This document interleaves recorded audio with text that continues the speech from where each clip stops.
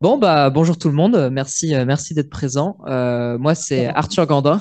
Euh, je suis un petit peu stressé parce que c'est ma première conférence, mais écoute, je vais prendre le temps. Euh, mon but, Mon but là aujourd'hui, c'est de vous parler un peu de mon parcours qui m'a amené de Nantes au Québec et plus précisément la ville de Rimouski pour étudier l'océanographie et la biologie marine. Donc, je vais vous parler un peu de mon parcours, de ce qui m'a amené là-bas, qu'est-ce que je fais là-bas et pourquoi je suis parti là-bas. Et le but, c'est que ce soit un échange, c'est-à-dire si vous avez des questions pendant la conférence, n'hésitez pas à me les poser et je pourrais m'arrêter et y répondre, notamment si vous voulez plus de détails. Et sinon, dans l'autre cas, on pourra aussi en discuter après.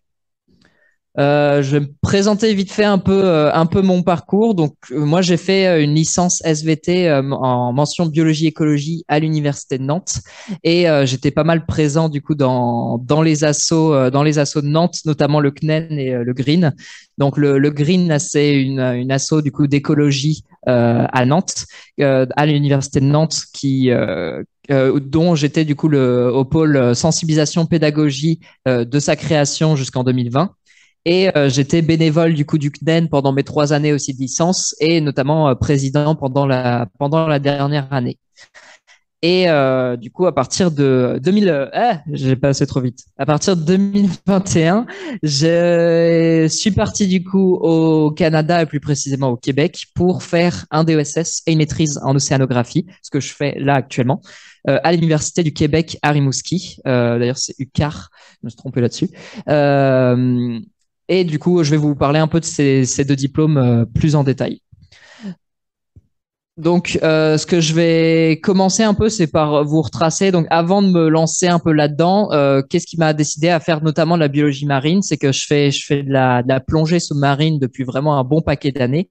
Et ça fait quelques années que je me suis mis à la photographie sous-marine. Donc, je prends tout un tas de jolies petites choses et petits animaux en photo dans les fonds marins. Et donc, c'est déjà un peu ce début de plongée sous-marine qui m'a comme donné envie d'étudier ensuite la biologie marine à côté. Et pendant ma licence, du coup, à l'université à Nantes, j'ai eu du coup la chance de pouvoir aller étudier les grands dauphins en Galice, en Espagne, donc lors d'un stage de 1 mois pour regarder du coup l'impact du trafic maritime sur leur comportement de plongée. Et du coup, à côté de toutes ces expériences, arrivé en fait en décembre de ma dernière année de licence, j'ai eu j'ai fait un salon en fait Studirama où j'ai entendu parler de l'université du Québec à Rimouski. Bah, en fait, en m'informant là-dessus, ça m'a donné vraiment envie d'y aller. Donc, je me suis informé sur la maîtrise qu'ils proposaient là-bas. Et finalement, donc en fait, j'ai mis en place du coup les démarches pour partir et bah, j'étais parti ensuite en septembre. Avant de partir, par contre, je fais une petite aparté sur un petit point qui est la galère administrative pour partir. Si jamais vous êtes intéressé pour partir à l'étranger, et là, ce soit le Canada ou même les États-Unis ou n'importe quel autre pays, surtout hors Union européenne, prenez en compte que c'est quelque chose qui se travaille presque 1 an avant, puisque c'est vraiment des démarches qui sont longues, qui demandent beaucoup de papiers et vraiment une galère administrative. Moi, voilà, pour vous donner un exemple, je me suis décidé à partir au Québec en décembre, c'était en décembre 2020. En janvier 2021, fin janvier 2021, j'avais ma réponse comme quoi j'étais pris à l'université. Donc j'ai commencé toute la paperasse administrative vers février et ça m'a pris de février jusqu'à août pour partir. Et avec la magnifique Covid, j'ai eu des retards de départ et je suis parti au final qu'en septembre. Mais en fait, voilà, faut compter souvent. C'est ce qu'ils vous disent de toute façon quand vous êtes intéressé et que vous prenez des démarches pour partir à l'étranger, faut compter un bon 6 mois de délai avant de partir, parce que c'est ces 6 mois qui vous prennent en fait à faire les papiers administratifs. Mais bref, une fois ces 6 mois passés et une fois les galères un peu de vol et d'administration et tout vaincues, je suis parti donc finalement au Québec. Donc, que vous voyez là avec le Saint-Laurent qui passe au milieu. Et Ouais, cercle rouge, c'est là où je suis, donc la ville de Rimouski. Donc Rimouski, qui est la ville du Bas-Saint-Laurent, qui se situe à environ 5 heures de Montréal. Vous avez Montréal qui est tout à gauche et Rimouski, donc du côté de la Gaspésie. Et ce qui est vraiment chouette avec cette ville, c'est qu'elle est vraiment au bord du Saint-Laurent. Donc le Saint-Laurent, en fait, qui est un grand fleuve qui est connecté avec l'océan Atlantique. Donc c'est un fleuve qui est super intéressant pour l'océanographie puisque c'est un fleuve salé. Et donc en fait, on a vraiment en gros cette ambiance cette ambiance marine en fait de milieu marin à Rimouski avec le Saint-Laurent à proximité. Et donc, je me suis inscrit du coup à l'Université du Québec à Rimouski, donc qui est une petite grande université comme ils aiment bien s'appeler, qui se situe voilà dans la ville de Rimouski. C'est une université qui compte 100 000 étudiants, puisqu'en fait elle est divisée en deux campus. Il y a le campus qui se trouve à Rimouski et un campus qui se trouve à Lévis, donc Lévis qui est plus du côté de Québec et Montréal. Le campus de Lévis, lui, ça va être beaucoup plus. Donc je connais moins là-bas, mais je crois que c'est beaucoup en fait de formation en administration, en gestion. Et le campus de Rimouski, lui, ça va être beaucoup plus tourné vers la biologie ou génie mécanique. Et donc propose en fait un grand panel un peu de diplômes et de formation, que ce soit donc en océanographie comme j'ai fait, que ce soit en gestion de la faune terrestre, en gestion aussi des ressources marines, et également donc voilà de génie mécanique et informatique. Je vous ai mis quelques photos. Donc en fait, à gauche, c'est l'entrée étudiante, on va dire, de l'université. Et en fait, ce qu'on voit en haut, au milieu, c'est la façade quand on arrive.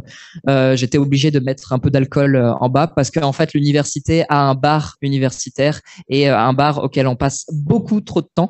Mais c'est quand même très chouette d'avoir un bar au sein de l'université.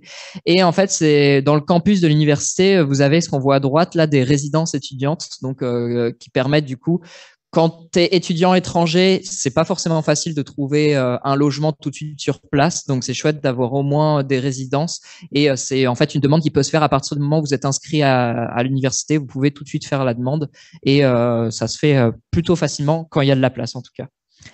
Et donc, comme j'ai dit, il y a donc plusieurs diplômes dans l'université, que ce soit des diplômes de baccalauréat. Donc, baccalauréat, c'est l'équivalent de la licence, comme ce qui est proposé à Nantes, et même en France en général. Il y a donc aussi des diplômes de DESS. Donc ça, j'en parlerai plus précisément après ce que c'est. Et donc, il y a le diplôme de la maîtrise et du doctorat. Donc, la maîtrise étant un peu l'équivalent du master. Et donc, voilà, diplôme du doctorat. Donc, pour ce qui est de l'océanographie, en fait, il y a un institut qui est en lien avec l'UQAR. Et quand je dis en lien, c'est littéralement en lien, puisqu'il y a une passerelle donc une passerelle suspendue. Je l'ai pas en photo malheureusement, mais il y a une passerelle qui permet de passer de l'université à l'institut. Passerelle très chouette parce que comme elle est en hauteur, quand vous passez la passerelle, vous avez vue sur le Saint-Laurent. Donc c'est plutôt chouette. Et cet institut, du coup, lui est spécialisé du coup en océanographie. Donc c'est l'Institut des sciences de la mer de Rimouski. Et donc, quand vous faites un diplôme en océanographie, que ce soit un DESS, une maîtrise ou un doctorat, eh bien, vous allez en fait passer votre vie dans cet institut. C'est-à-dire que tous vos cours, toute votre formation va se faire dans l'institut. Donc, vous allez moins aller à l'université puisqu'il a déjà ses propres salles de cours et en fait, quasiment tous vos profs et tous ceux que vous allez voir vont se trouver dans l'institut. Et en fait, il possède un navire océanographique à lui. Là, que vous voyez sur la droite, c'est le Coriolis 2. Et donc, en fait, pour le DESS et la maîtrise, en tout début d'année, il y a la possibilité de faire une sortie. Bah, c'est pas la possibilité, ça fait partie du programme où vous faites une sortie dans le Saint-Laurent, du coup, sur plusieurs jours, dans le navire océanographique pour faire des relevés justement dessus et travailler sur un projet de groupe là-dessus avec un rapport à rendre en fin de session. Donc, c'est plutôt sympa. Je me fais une pause boisson.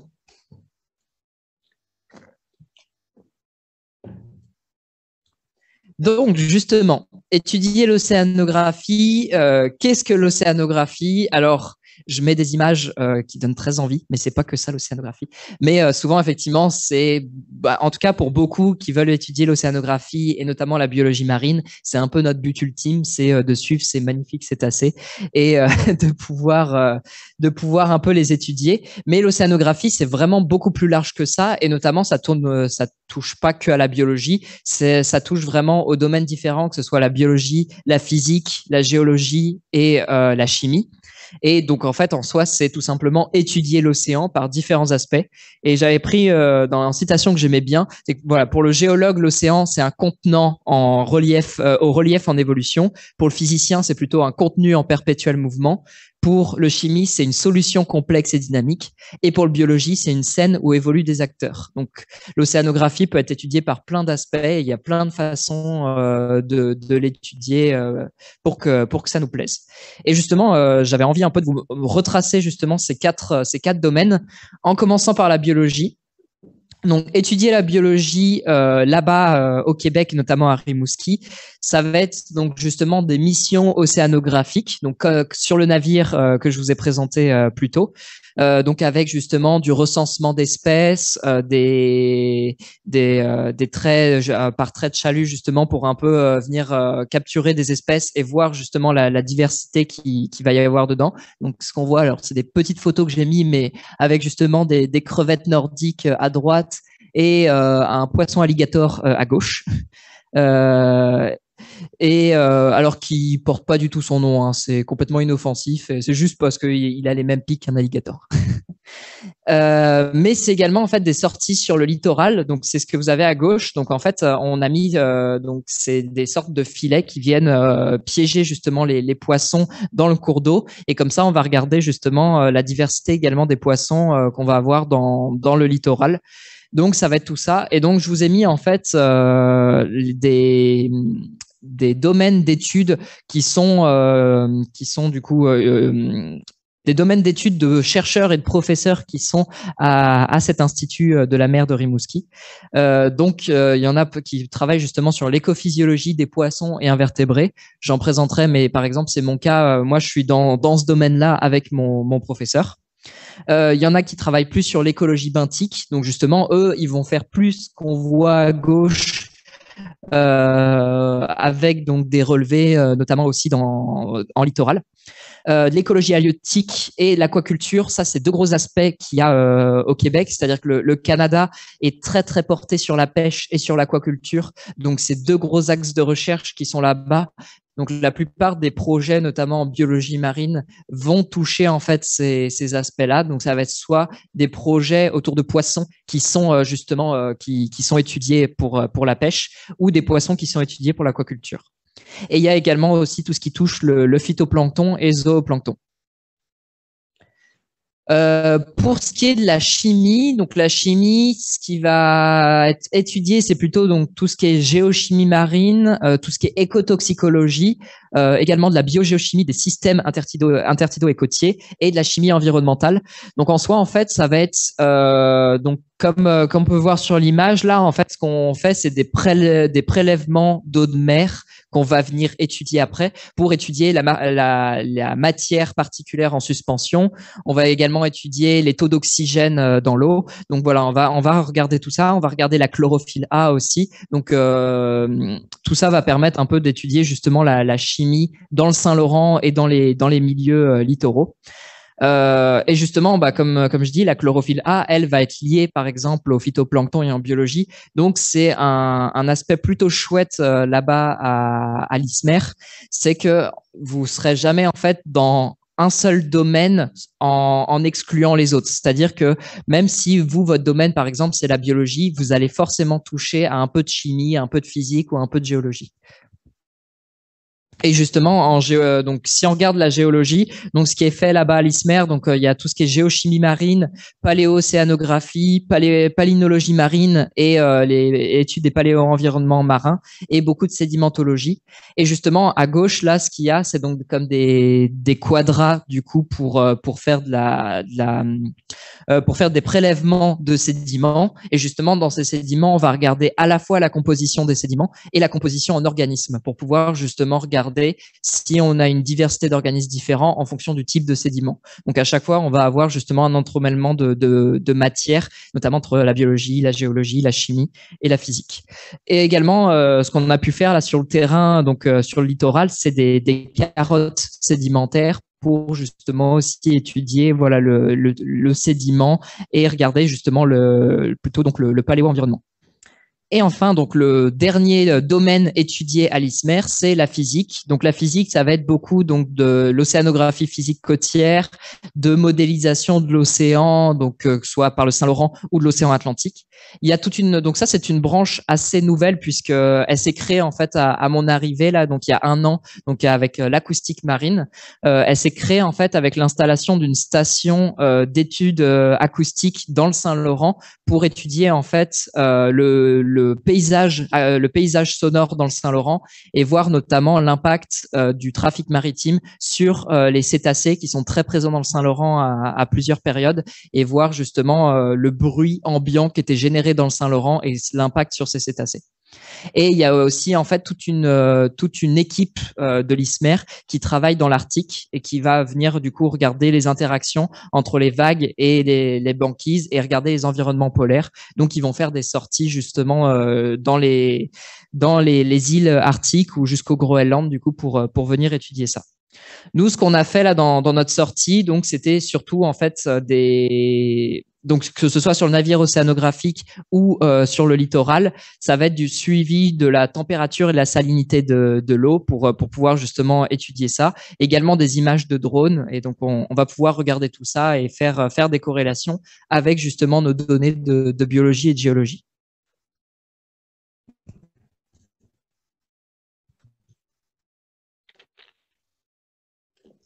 Donc, c'est pas mal tout pour les domaines qui sont étudiés là-bas à l'ISMER. Et donc maintenant, je vais vous présenter un peu les deux diplômes que j'ai effectués là-bas. Donc le diplôme d'études supérieures spécialisées, donc le DESS en océanographie, et ce que je fais actuellement, la maîtrise en océanographie. Le DESS, c'est quelque chose qui existe que là-bas. Ça, il n'y a pas d'équivalent en France. C'est en fait une seule année, donc un diplôme d'une seule année qui permet de se spécialiser dans un domaine.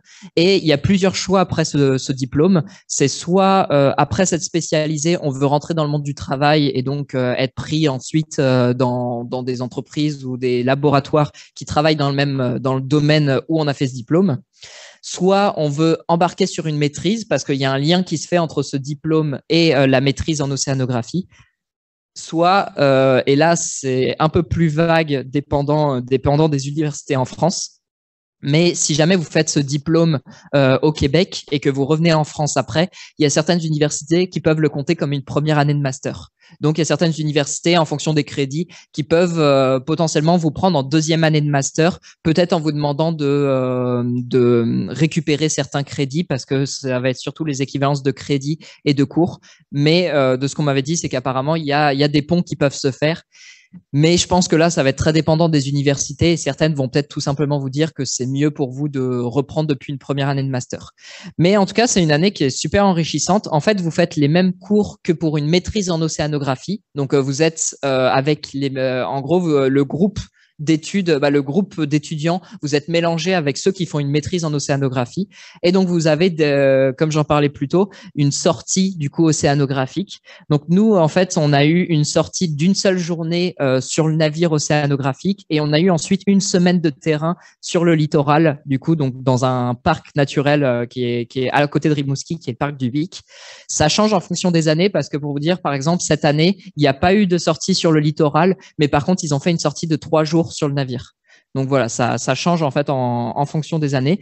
Mais en fait, c'est toute une sortie qui vous permet d'appréhender les quatre domaines différents. Donc, vous touchez aussi bien à la bio, à la chimie, à la physique et à la géologie. Vous êtes par groupe et ensuite, le but, c'est de rendre un rapport un peu de groupe, un rapport d'études océanographiques sur un sujet qui vont vous donner ou vous allez choisir un peu vous-même aussi et pour pouvoir justement avoir comme un bagage en océanographie. À côté, vous allez avoir des cours justement d'océanographie générale, donc pareil dans les 4 matières. Et à la session d'hiver, je vais y revenir après, mais vous en doutez que le Québec, à la session d'hiver, on bouge pas trop parce qu'il fait pas chaud. Donc à la session c'est pour ça que souvent en fait le terrain se fait à la session d'automne pour que et la plupart des cours en salle se fait à la session d'hiver. Je parle de session parce que c'est un peu différent d'un semestre. Les sessions, ça peut aller de 4 à 6 mois et c'est plus en fonction. Donc, la session d'automne, ça va être septembre à décembre. La session d'hiver, c'est de janvier jusqu'à mai.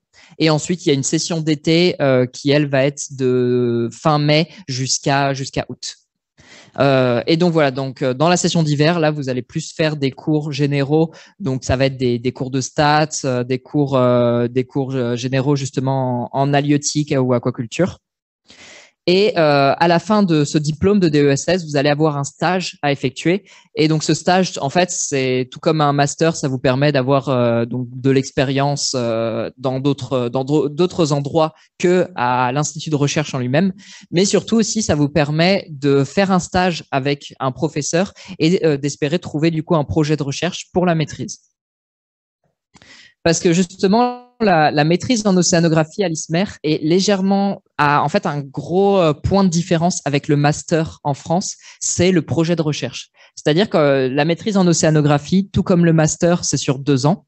Mais plutôt que faire en fait des stages à la fin de chaque année, vous allez travailler sur un projet de recherche pendant les 2 années en fait. Donc en gros une maîtrise en océanographie classique, donc en rejoignant directement, la première année va être dédiée à des cours. Vous allez faire donc des cours toute la première année et à partir de la session d'été de la première année, vous allez commencer votre projet de recherche que vous allez ensuite continuer pendant toute la 2e année avec donc la rédaction d'un mémoire à la fin et même d'un article scientifique si votre professeur du coup vous l'autorise. Et donc, en fait, ce projet de recherche doit se trouver avant de s'inscrire à la maîtrise en océanographie. C'est-à-dire comment ça fonctionne. Vous devez vous mettre un peu en contacter des professeurs donc à l'Institut des sciences de la mer dans les domaines que je vous ai présentés plus tôt, donc les domaines qui vous intéressent, les contacter pour voir s'ils ont éventuellement un projet pour vous, donc comme vous le feriez en fait pour un stage. Eux vont vous dire en fait s'ils ont des projets de recherche. Sinon, sur le site de l'ISMER, souvent ils affichent des offres de projets. Et une fois que vous êtes pris dans un projet de recherche, donc que vous avez candidaté et que vous avez reçu la validation, eh bien, vous pouvez donc vous inscrire en maîtrise en océanographie et donc démarrer votre maîtrise souvent donc à l'année suivante. Comme j'ai dit, il faut compter un 6 mois de délai pour tous les papiers. Et donc, du coup, la maîtrise, c'est ça. Donc, en fait, à gauche, par exemple, c'est mon équipe du laboratoire de recherche. Donc, en fait, on a un seul professeur, là, donc moi qui est David, qui est tout à gauche. Et en fait, tout le reste, on est des étudiants en maîtrise ou en doctorat où on travaille avec lui. Et en fait, on fait donc des réunions laboratoires. On a tous des projets différents. On travaille sur des poissons différents ou avec des méthodes différentes. Mais on fait en fait des réunions communes et ça nous permet de présenter un peu nos projets les uns les autres et d'avancer vraiment en équipe. Donc, c'est vraiment chouette. En fait, en maîtrise, ce qui est vraiment super là-bas, c'est que vous vous affranchissez un peu du milieu vraiment scolaire et vous rentrez en fait dans le milieu de la recherche, tout simplement, puisque vous travaillez vraiment sur un projet de recherche. Ce projet de recherche, par exemple, pour vous donner un petit exemple, c'est la photo en haut au milieu. Là, c'est donc le poisson sur lequel je travaille, qui est le sébaste. Et là, par exemple, c'est un projet de doctorat sur lequel travaille du coup l'une des personnes de mon labo, Joël, qui elle en fait étudie du coup la respiration, en fait le métabolisme de ces poissons. Donc, en fait, ils sont dans des petites cuves qui sont saturées en oxygène. Donc, on va mettre un maximum d'oxygène dedans et on va regarder la respiration de ces poissons. Et à partir de cette respiration, on est capable un peu de connaître leur métabolisme et savoir donc comment ils consomment, quelle énergie ils vont utiliser pour grandir, pour avoir leur fonction métabolique. Et donc, voilà, c'est plein de choses super intéressantes comme ça. Donc, beaucoup en milieu expérimental. Je vous rassure, les petits poissons, ils sont relâchés après sans problème. Et en fait aussi, faire une maîtrise en océanographie, c'est pouvoir également faire des projets de vulgarisation. Donc là, c'est la photo que vous avez en bas au milieu, où en fait on a fait un stand de vulgarisation autour des otolithes, donc qui sont des concrétions calcaires qui se trouvent dans l'oreille interne des poissons. Et donc là, en fait, c'était au grand public, que ce soit parents ou enfants, où on avait donc un stand pour présenter ça et pour leur faire attribuer des otolithes avec leurs poissons respectifs. Donc en fait, c'est vraiment plein de projets comme ça qui vous permettent de parler de votre projet, mais en dehors un peu du cadre de la recherche et de le présenter au grand public. Mais par contre, en restant dans le cadre de la recherche, la maîtrise en océanographie, ça vous permet aussi de faire des congrès en fait et des présentations. Donc là, c'est à droite, du coup, c'est un congrès qui avait été fait par Ressources Aquatiques Québec, donc qui est des regroupements que vous pouvez rejoindre en fait une fois que vous êtes à l'ISMER.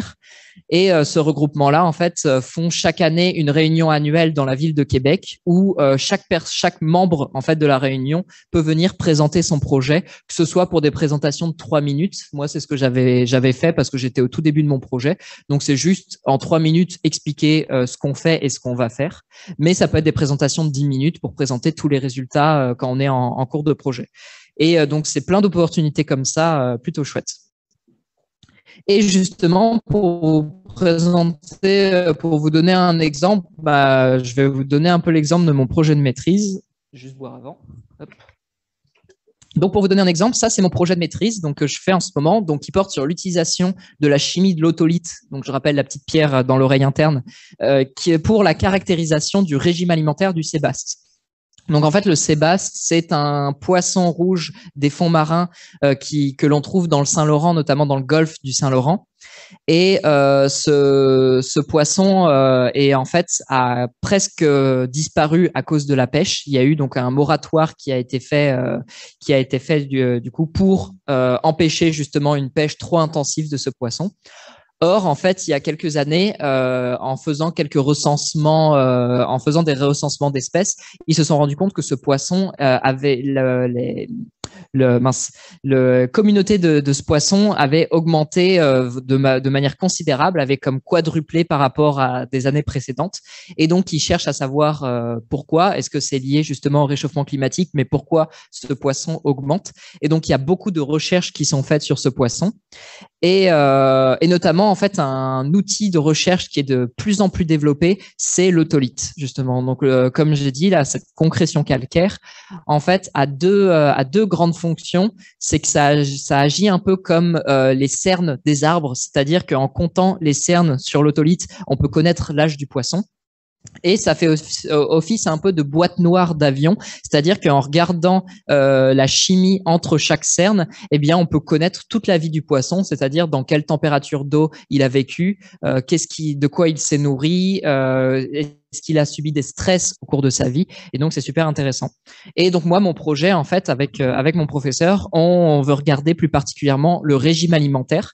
Donc, en fait, on a tout un groupe de poissons qui sont en fait qui se trouvent dans des bassins dans un institut de recherche, donc avec Pêche et Océan Canada, donc c'est un institut fédéral. Et en fait, ils ont pêché tout un groupe de poissons qu'ils élèvent du coup dans des bassins et ils les nourrissent à partir de deux proies qui sont des proies dont ils se nourrissent en milieu naturel, qui est la crevette nordique et le capelin. Et du coup, ce qu'on veut essayer de faire pour mon projet, c'est de les nourrir. Donc, en fait, prendre des bassins différents avec des poissons où on leur donne donc des proies différentes, c'est-à-dire des bassins où on va donner que des crevettes, des bassins où on va donner que des capelans, des bassins où on va faire un mélange des deux, voire même des bassins où on va les nourrir d'abord de crevettes puis ensuite de capelans. Et on veut regarder si ça a un impact sur leurs otolithes, c'est-à-dire si en regardant les éléments chimiques dans leur otolithe, eh bien on observe comme des signatures différentes en fonction de traitement de régime alimentaire différents. Donc ça, c'est un exemple de projet de maîtrise. C'est très précis comme ça, et je vous le rassure, quand vous postulez pour un projet, souvent c'est rarement aussi précis. C'est-à-dire que au départ, souvent le projet, quand il va être proposé par un professeur, il va dire bon bah voilà, j'ai un projet sur les otolithes de sébaste. Il va juste dire ça. Si ça vous intéresse, vous allez postuler, et ensuite ça va être à vous, avec votre professeur, de approfondir votre projet et de choisir en fait vraiment ce qui vous intéresse là-dedans, sur quoi vous voulez travailler. Euh, ouais.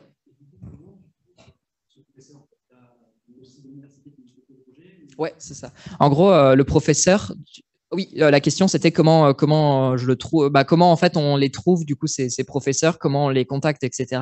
Donc c'est ça en fait. L'ISMER a un site du coup sur lequel et je pourrais vous montrer ça après, mais sur le site il y a une partie offres et donc sur les offres en fait il y a des offres de projets de maîtrise et de doctorat et en allant là-dessus, en fait dès qu'un professeur reçoit des financements pour un projet, il va mettre l'offre du coup sur le site.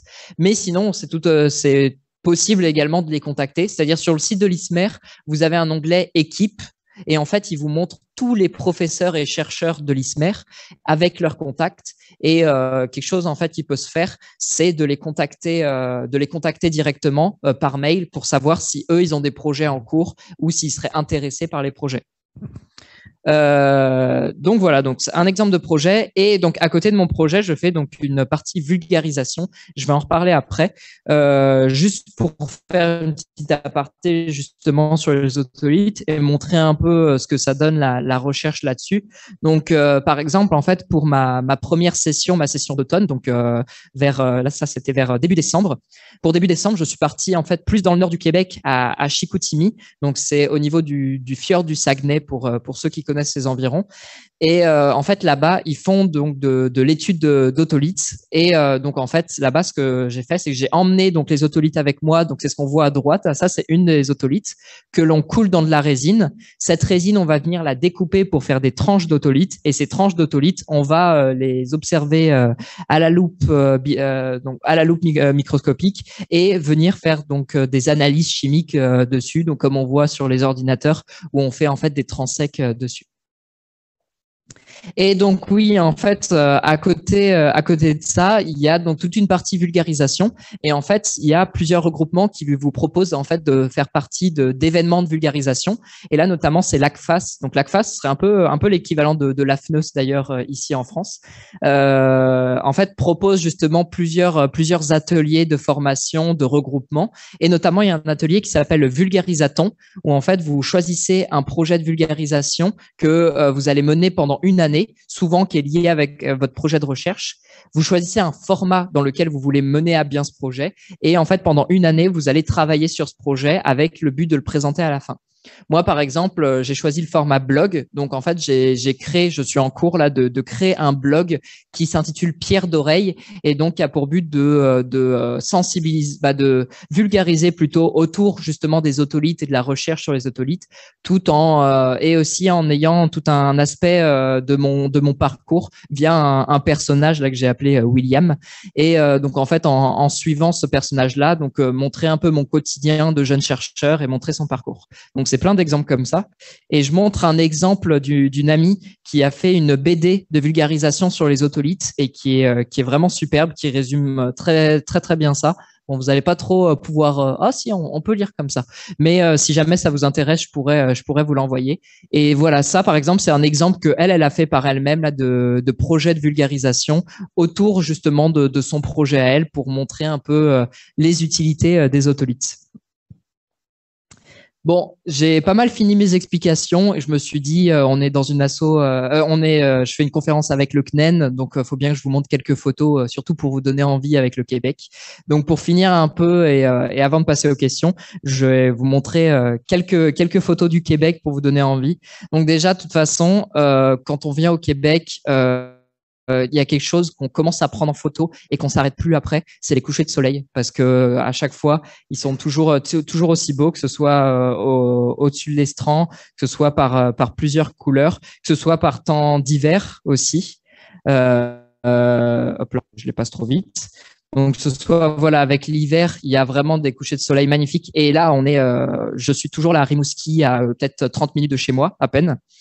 Là aussi, avec donc des fois certains couchers de soleil où ça se reflète comme un miroir. Donc là, je suis du côté de la côte nord, du coup, donc de l'autre côté du Saint-Laurent, avec aussi des fois des couleurs qui sont vraiment superbes. Et également les levées de soleil qui clairement valent le coup également. Le Québec, alors oui, l'hiver est très froid, mais si on a suffisamment le courage d'affronter les températures allant de -30 à -40 degrés, qui se font en se couvrant suffisamment, eh bien, on peut par contre avoir des paysages magnifiques. Donc, comme j'ai dit, la Rimouski, on est proche de la Gaspésie, et donc en la Gaspésie, il y a les monts Appalaches, donc qui sont plusieurs, voilà, en fait, toute une série de monts, pas très très hauts, mais qui valent le coup quand même. Et ça donne justement ce genre de paysage avec donc la neige qui recouvre et qui vaut vraiment le coup. Et également, le Québec, c'est plein de superbes espèces. Donc déjà des espèces d'oiseaux, donc soit par le héron cendré, ça on l'a chez nous, mais également donc par exemple des petits oiseaux comme la paruline masquée, qui sont très très présents là-bas. Également les harles, du coup, donc un peu ce que j'appelle les canards de luxe parce qu'ils ont leur grande crête derrière. Également la mésanget du Canada, qui est un oiseau absolument pas farouche et qui vient voir dans la main si on a de quoi lui donner à manger en cet hiver très rude. Également le pic mineur, donc voilà beaucoup d'espèces de pics là-bas, différents des nôtres. Nous on a plus pic épais chez pic vert. Là c'est beaucoup justement de pics mineurs, flamboyants. Également le jaseur d'Amérique qui est incroyable caressé. Et également le tétra du Canada, que j'appelle pareil la poule de luxe, qui vraiment adore justement se montrer, se mettre en valeur. Ah ouais, bon. Et surtout, le Québec et notamment la Gaspésie, il y a un endroit qui s'appelle Percé avec donc l'île Bonaventure. Et l'île Bonaventure constitue, bon, je vais éviter de dire des bêtises, mais c'est peut-être le deuxième ou troisième plus grand sanctuaire en fait de fous de bassin et qui possède une colonie immense de fous de bassin. Et quand je dis immense, c'est vraiment recouvert de fous de bassin dans une cacophonie pas possible, mais vraiment avec des oiseaux fantastiques. Les fous de bassin qui sont des grands oiseaux pêcheurs qui font des sprints très très rapides pour plonger dans l'eau. Et donc il y a vraiment toute cette colonie qui est immense et qui peut donc on peut visiter. En fait, on peut aller sur l'île. On est donc je ne montre pas dans l'image parce que je triche un peu, mais il y a une barrière qui nous sépare de la colonie pour justement pas venir les embêter. Mais c'est impressionnant à faire et surtout à voir. Également, le Québec, c'est quelques insectes, quelques petites espèces. J'en ai pas pris énormément parce que le souci de là-bas, c'est que l'hiver dure très longtemps. L'hiver dure 6 mois. Donc, la période où il y a des insectes est très courte. Donc, c'est un peu compliqué. Mais on a comme des chenilles très, très fluffy là-dessus. J'ai pas eu le temps de trouver l'espèce, malheureusement. On a également des couleuvres, du coup, qui sont aussi très, très joyeuses de nous voir en nous tirant la langue. Et également donc plein de petits mammifères. Donc ce qui est très connu là-bas, donc on a le tamia qu'on voit très souvent, et également l'écureuil roux. Donc c'est contrairement en fait à chez nous, l'écureuil roux là-bas en fait c'est le pigeon chez eux. C'est-à-dire que quand vous êtes alors moins cela, mais quand vous êtes en ville, il y a l'écureuil gris comme espèce et qui est présent partout, qui est absolument pas farouche. C'est-à-dire que si jamais vous mangez un sandwich, il n'hésitera pas à vous monter dessus pour grappiller un petit bout sans problème. Donc, mais c'est toujours aussi mignon à voir. Après, il y a aussi des mammifères un peu plus grands comme des biches, pareil, qui peuvent être très curieuses et approcher de près. Et également des renards, du coup, qu'on peut voir en soirée. Donc là, c'est toujours en fait dans le parc du Bic, donc un parc qui a juste à côté de Rimouski. Également, le Québec est très connu pour ses élans ou orignaux, du coup, qui sont toujours aussi beaux à voir, même s'ils sont, c'est très, en fait, c'est une super expérience de les voir, mais disons que c'est pas l'animal le plus beau. Mais donc voilà, là c'est un petit orignal et c'est sa femelle, c'est la femelle, donc sa mère qu'on voit derrière. Mais effectivement, ça a vraiment une tête de cheval, mais encore plus élancée. Et c'est c'est assez marrant à voir, mais quand même impressionnant parce que ils ont une taille vraiment vraiment impressionnante. Et malheureusement, j'ai pas réussi à photographier de mâles, mais les mâles avec les bois sont encore plus impressionnants. Et également, le Québec, c'est aussi les castors. Donc, on a Alors, des constructions de castors, sans castor là pour cette photo malheureusement, mais en tout cas c'est ça. Vous avez donc plusieurs endroits où vous pouvez trouver des belles constructions comme ça de castors. Et également, donc ensuite aussi beaucoup de phoques qui se dorent la pilule sur le côté. Il y en a beaucoup. Donc il y a le phoque gris, le phoque commun et des fois le phoque du Groenland aussi. Donc beaucoup d'espèces de phoques. Et surtout, bah, comme je l'ai dit, le Québec, notamment dans le Saint-Laurent, c'est pas mal visité par beaucoup de cétacés. Donc déjà, quand vous approchez du fjord du Saguenay, vous pouvez peut-être avoir la chance de voir une petite tête blanche dépasser. Donc il y a beaucoup de belugas en fait qui sont dans le fjord et qui sont par groupe, mais également en fait beaucoup de rorquals, et donc notamment le petit rorqual qui passe souvent près des côtes pour se nourrir, en offrant donc des super spectacles. Et si on mélange avec le coucher de soleil, c'est encore mieux. Donc voilà, ça qui donne surtout des super spectacles avec donc les jets sortant de leur évent. Et voilà des passages. Donc ça c'est c'est des petits rorquals. On a également des rorquals communs qui sont beaucoup plus grands, et également baleines à bosse qui passent, et notamment je pense non, j'ai passé trop vite. Je sais pas s'il va réussir. Alors attends, hop. Ouais, ça va pas marcher la vidéo. Ok. Tant pis, bon, pas grave. Mais vous allez avoir en fait, hop, diaporama, check. J'avais mis une vidéo, mais comme on a une version différente, je pense qu'elle marche pas avec ça. Mais c'est pas grave. Hop, voilà. Mais en tout cas, des baleines à bosse qui peuvent passer également en ayant la magnifique queue qui passe. Et également donc ce genre de rencontre aussi avec donc une baleine et un paddleur, je sais plus comment tu le dis, mais c'est ça. C'est donc là en fait, on est du côté de la côte nord, donc de l'autre côté du Saint-Laurent, et ça offre plutôt des bons spectacles au niveau des cétacés. Merci de votre écoute.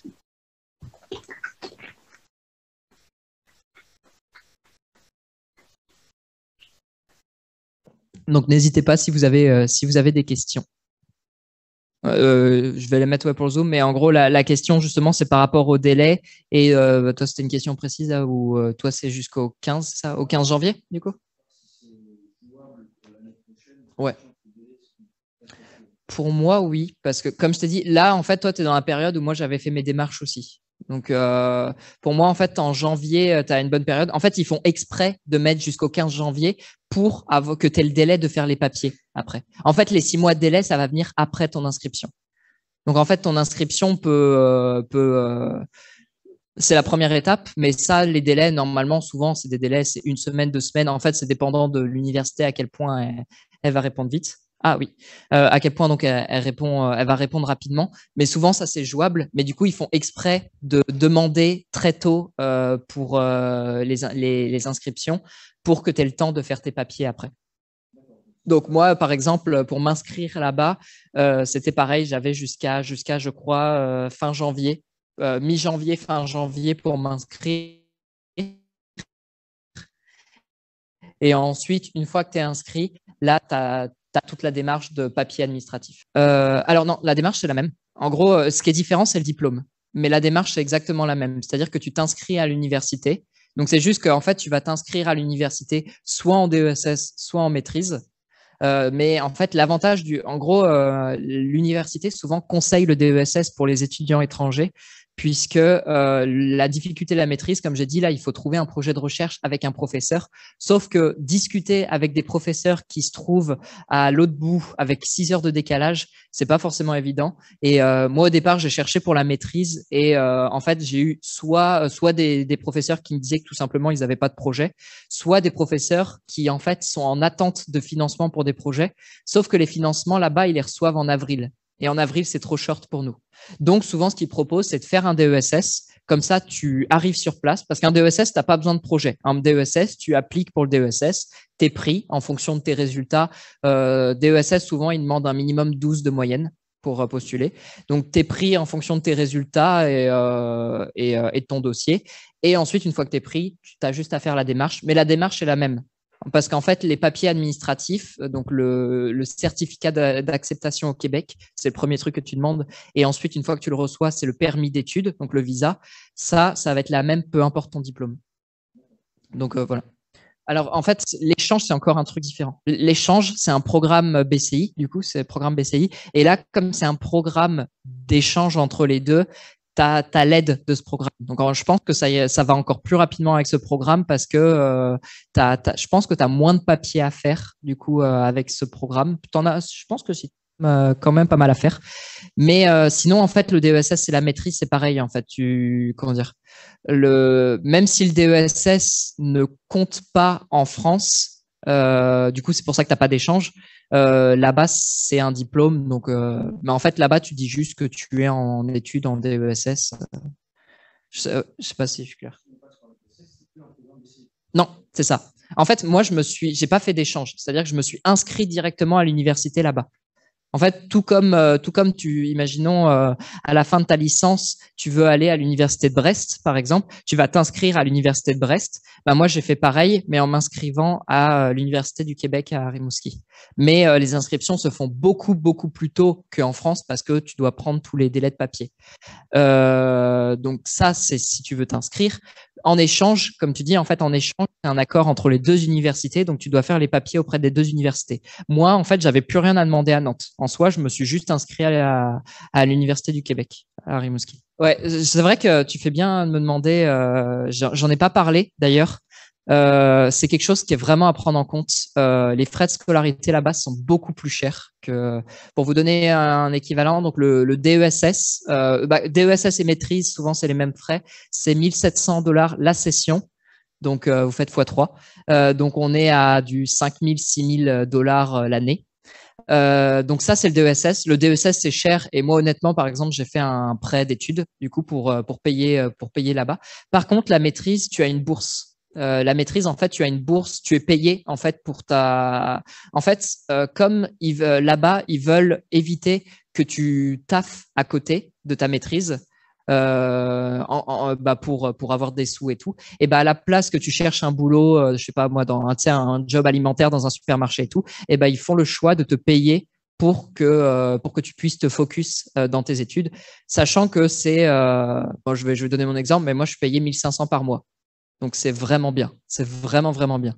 Donc c'est en fait, tu es littéralement payé comme si tu travaillais, tu es payé pour ton projet de recherche et ça te permet de subvenir à tes frais de scolarité, à ton loyer et à toute ton alimentation et tout. Donc, en fait, c'est des choses qui sont à prendre en compte. En BCI, par contre, le gros avantage du coup, c'est que tu payes tes frais de scolarité français. Donc, tu payes beaucoup, beaucoup moins cher. Donc, c'est pour ça que l'échange BCI est vraiment un avantage. Donc, c'est ça. En fait, c'est vraiment, tu as vraiment cette différence entre les deux. Alors, merci pour la conférence. Je voulais savoir si c'était possible d'aller en maîtrise après un master en France ou s'il faut forcément passer par le diplôme que tu as passé au Québec. Non, tu peux. On peut en rejoindre en fait donc le DESS, comme j'ai dit. L'avantage du DESS, c'est qu'on est présent sur place, on rencontre les professeurs. C'est l'avantage de l'échange aussi. En fait, j'ai beaucoup aussi j'ai quelques amis qui ont fait un échange BCI. Au final, qui ont fait un échange BCI pour leur master.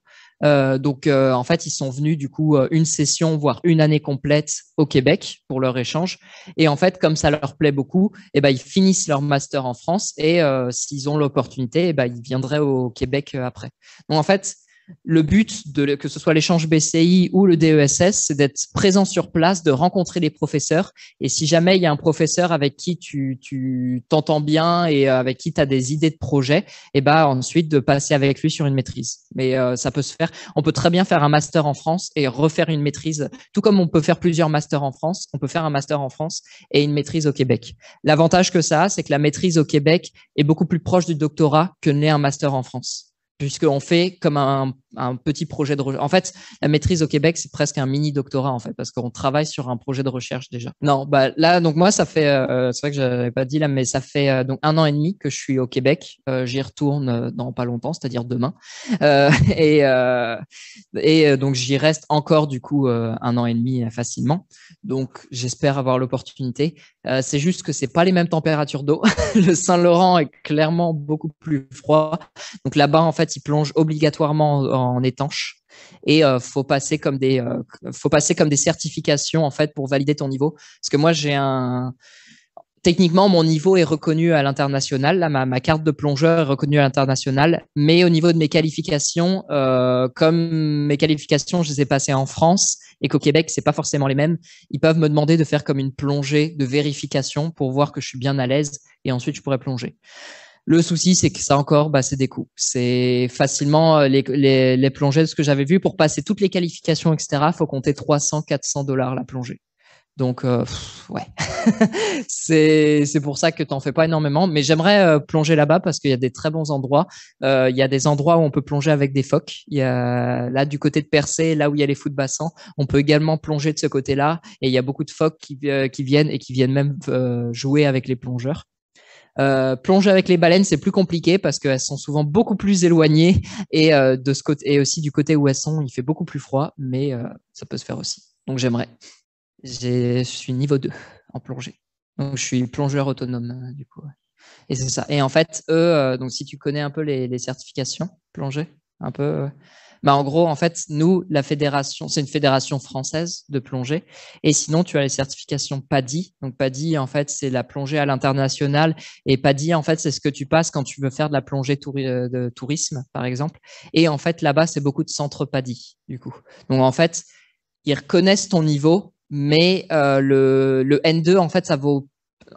En gros, ils peuvent reconnaître comme ta carte de plongeur autonome, mais le N2, ça n'existe pas en PADI. Donc, c'est pour ça que tu dois passer comme des qualifications et tout.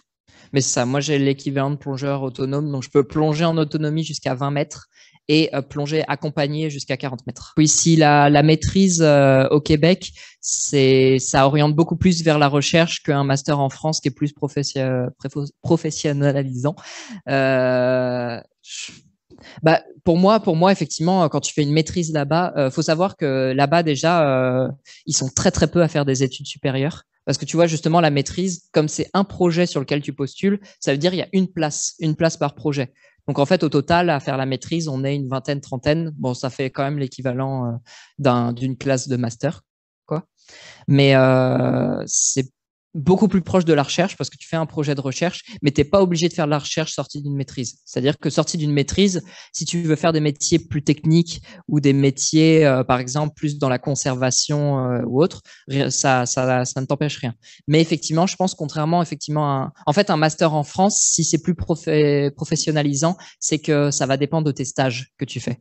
Là, bah, en fait, ça dépend de ton projet de recherche. Mais effectivement, comme c'est vraiment un projet, comme c'est vraiment de la recherche que tu fais en maîtrise, le pas est beaucoup plus proche vers le doctorat, quoi. Vers la recherche, en tout cas. Donc, c'est pas. Ce qui arrive d'ailleurs, c'est arrivé à un ami où il fait en fait, donc il a fait son projet de maîtrise et ça se passe pas super bien parce qu'il se rend compte que la recherche est pas fait pour lui. Et contrairement à un master où en fait, un master au pire, tu suis juste des cours. Si tu te rends compte que la recherche est pas fait pour toi, bah de toute façon, tu finis ton master et après, bah tu vas te diriger vers autre chose.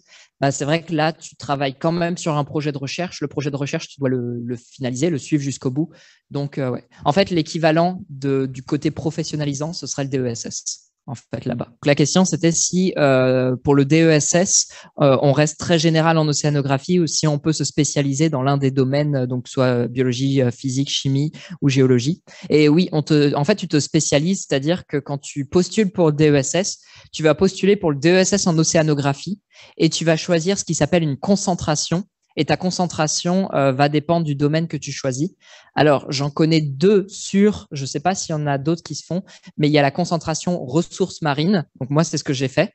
Donc, concentration ressources marines, c'est du coup biologie, en fait. Donc, et c'est là où tu vas avoir des cours en halieutique et en aquaculture. notamment. Et tu as la concentration physique, du coup, où là, justement, tu vas avoir beaucoup plus des cours portés autour de la physique. Ce qui est chouette, par contre, c'est que, en fait, tu as des cours de base. En gros, dans ton DESS, tu as un tronc commun, en fait, avec des cours de base dans ton DESS. Donc, si tu choisis ressources marines, de base, tu as des cours donc sur l'halieutique et sur l'aquaculture. Si tu choisis physique, tu as des cours plus de base donc sur principes physiques en océanographie dynamique océanographique. Mais ensuite, tu as des choix, tu as des cours optionnels, non, pas des cours optionnels, c'est des cours que tu choisis. Et ces cours que tu choisis, tu peux choisir le cours dans le domaine que tu veux. Ça a changé. En fait, avant, tu n'avais pas le choix de prendre un cours qui était dans le même domaine que toi. Maintenant, moi, en fait, typiquement, dans mon DESS, j'ai pris un cours d'acoustique, alors que du coup, j'étais en biologie. Donc ça, c'est plutôt chouette parce que du coup, dans ton DESS, tu peux choisir des cours qui sont pas forcément dans ton domaine à toi, mais comme ça peut te donner plusieurs compétences dans plusieurs domaines. Comme l'acoustique, moi, ça m'intéressait. J'ai pris des cours là-dedans. Ça me sert pas forcément actuellement pour mon projet de maîtrise, mais au moins j'ai fait un cours là-dedans et ça m'a intéressé. Donc voilà.